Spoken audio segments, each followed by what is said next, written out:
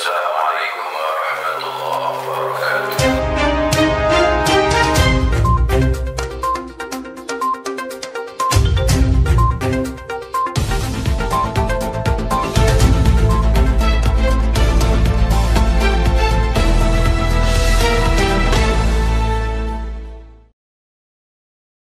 Wa qala an-nabiy sallallahu alaihi wasallam hassinu amwalakum biz zakat wa dawu mardakum bis sadaqah wa iddu lil bala'id du'a. Rawahul Khatib an Ibni Mas'ud. Kata Nabi, hassinu amwalakum biz zakat, peliharalah harta kalian bizakati dengan zakat. Wadau mardakum bis sadaqah, obatilah sakit kalian bis sadaqah dengan banyak sedekah. Wa'iddu lil bala'i bid du'a, dan persiapkanlah segala bentuk cobaan dengan banyak berdoa. Ini zakat, sedekah dan doa. Yang pertama kata Nabi, kita harus memelihara harta dengan zakat. Melihara harta itu bukan dengan memperbanyak rekening, bukan dengan memperbanyak pundi-pundi emas, harta benda dan sebagainya. Tapi ternyata memelihara harta agar harta kita bersih, kita harus ingat bahwa kita wajib mengeluarkan zakat. Wadau mardakum bis sadaqah, bahkan kata Nabi, obati sakit kalian dengan sedekah.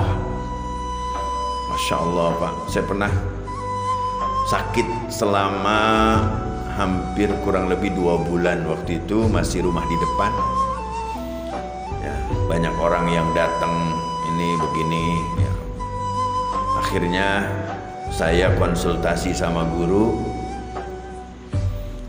saya bilang, Jumat pagi santunin yatim, nggak usah banyak-banyak. Akhirnya saya santunin yatim hanya 3 orang. Spontan Pak, pagi saya santunin, Sabtunya Allah kasih kesembuhan. Itu ngerasain sendiri. Ini hadis Nabi. Nabi berkata tidak pernah berdusta. Rasulullah tidak pernah dusta. Kemudian ada lagi kejadian. Ada seorang jamaah haji yang pada saat itu akan melakukan wukuf di Arafah. Wukuf di Arafah itu adalah prosesi kegiatan haji ya, wajib. Jadi orang disebut haji karena wukuf di Arafah. Mulainya aktivitas haji di Arafah. Wukuf di Arafah, baru ke Muzdalifah, baru melontar di Mina, ula usta Aqabah, baru tawaf ifadah, balik lagi ke Mina. Jadi dimulai dari Arafah. Kalau di Arafah tidak dilakukan wukuf di Arafah, maka hajinya batal. Tiba-tiba ini istrinya haid. Kalau dari Indonesia Pak, itu banyak orang minum obat penangkal haid. Ya, penangkal haid. Dalam hukum menurut fatwa Majelis Ulama Indonesia dan para ulama itu dibolehkan selama untuk kebutuhan wukuf di Arafah agar tidak batal. Nah, kalau ini haidnya mau berangkat. Jadi malamnya, paginya berangkat, ini malamnya haid. Subhanallah. Akhirnya dia telepon saya, bagaimana ini istri saya, masa sih harus kita nunggu lama-lama haji Pak, dia harus balik lagi. Beda dengan umroh. Kalau umroh kan tawaf, sa'i, tahallul. Kalau ini wukuf, prosesi ibadah haji yang sangat wajib ya, yang tidak bisa ditinggalkan oleh siapapun jamaah haji. Akhirnya saya punya inisiatif, cobalah sodakohkan, karena saya banyak belajar dari guru seperti itu. Udah sodakoh, nanti saya santunin anak yatim di sini. Akhirnya dia transfer Pak. Dia transfer, malam itu juga kita kirimin ke anak-anak yatim. Subhanallah, Pak. Pagi habis sholat subuh sudah kering, dia bisa melakukan wukuf di Arafah. Ini kejadian-kejadian yang secara rasio, kalau rasio kita nggak bisa main, Pak. Orang sodako itu nggak bisa main rasionya.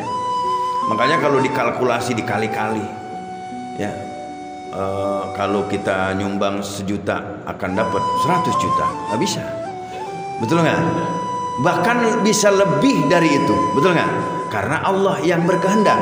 Innama amruhu idza arada say'an ayyakula lahu kun fayakun.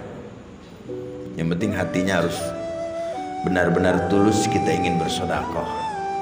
Subhanallah, ini kejadian-kejadian yang membuktikan bahwa perkataan Nabi itu tidak ada dustanya.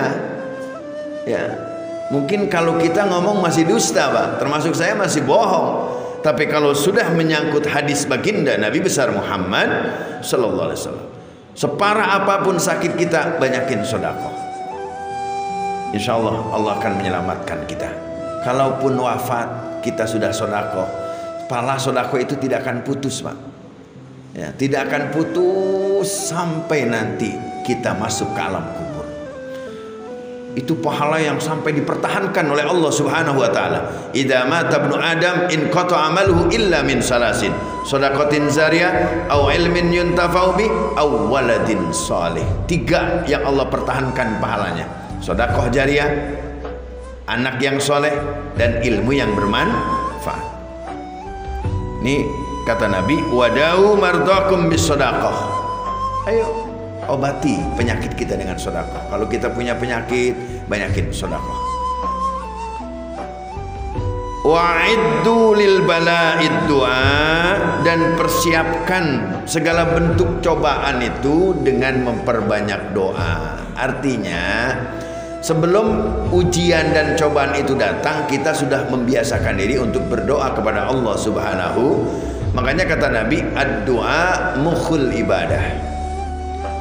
Jadi kalau kita banyak berdoa kepada Allah, jangan merasa bahwa doa kita tidak diterima oleh Allah. Ini kadang-kadang kita pesimis, Pak. Jadi manusia hidup di alam dunia ini banyak pesimisnya kita. Ya, berdoa, ya Allah, kok nggak diterima-terima? Belum, Pak. Ada doa yang diijabah oleh Allah langsung, yang sifatnya ajilan. Ada yang sifatnya ajilan. Ada doa yang langsung Allah tentukan di dunia, langsung dibalas sama Allah.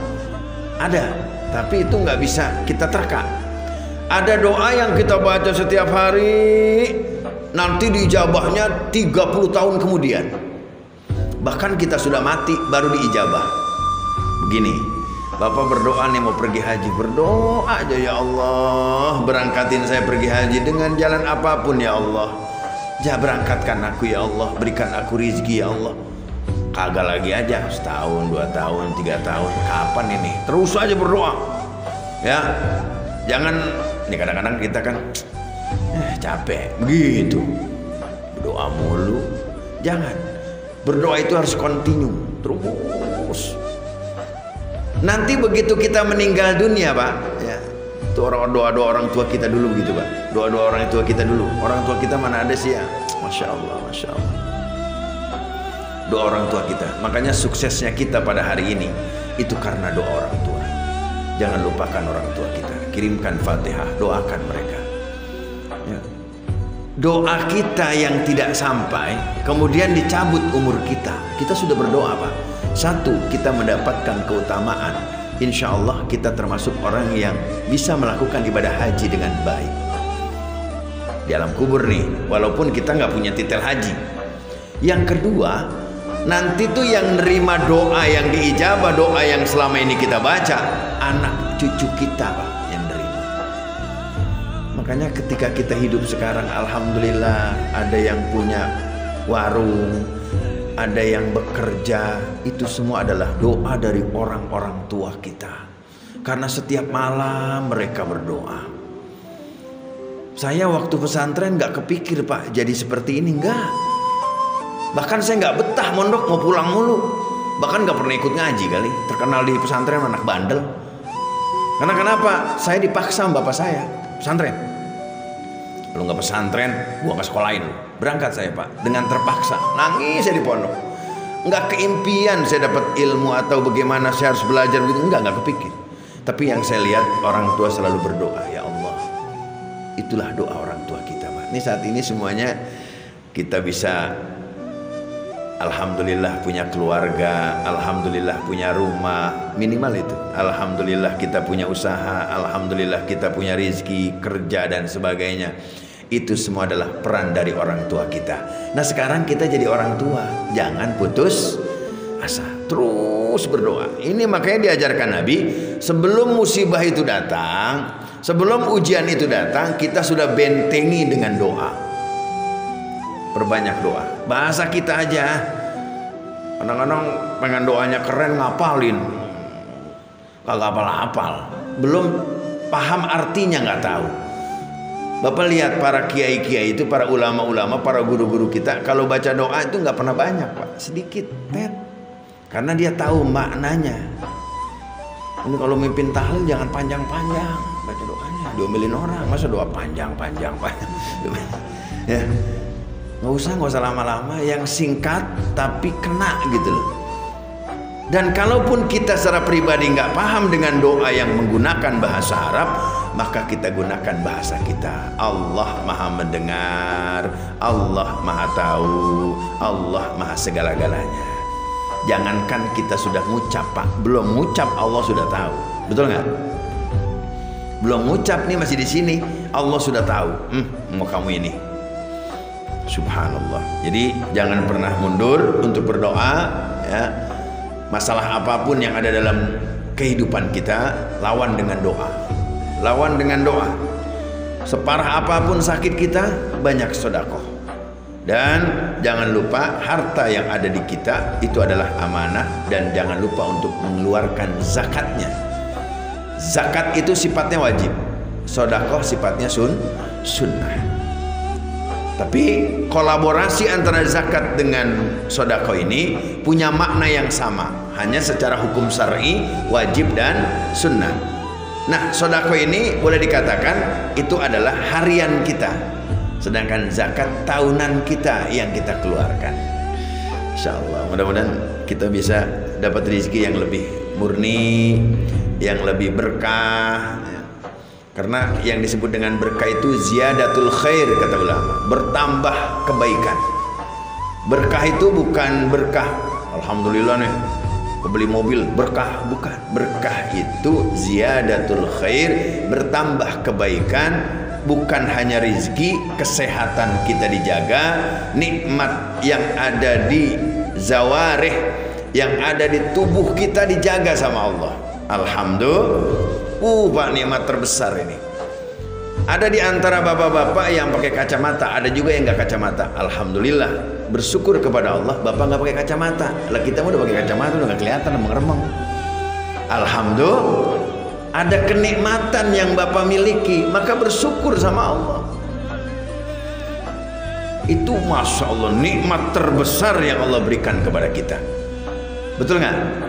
Kita bisa jalan ke sini, bisa makan, bisa ngopi, bisa menikmati hidup, bisa memandang keindahan alam, ya kan? Bisa menghirup udara, darah kita masih sehat, tubuh kita masih sehat. Timbang sakit-sakit pilek mah itu mah wajar, ngurangin dosa. Maka tugas kita hidup dalam dunia ini, kita harus benar-benar ingat semuanya adalah hanyalah titipan Allah.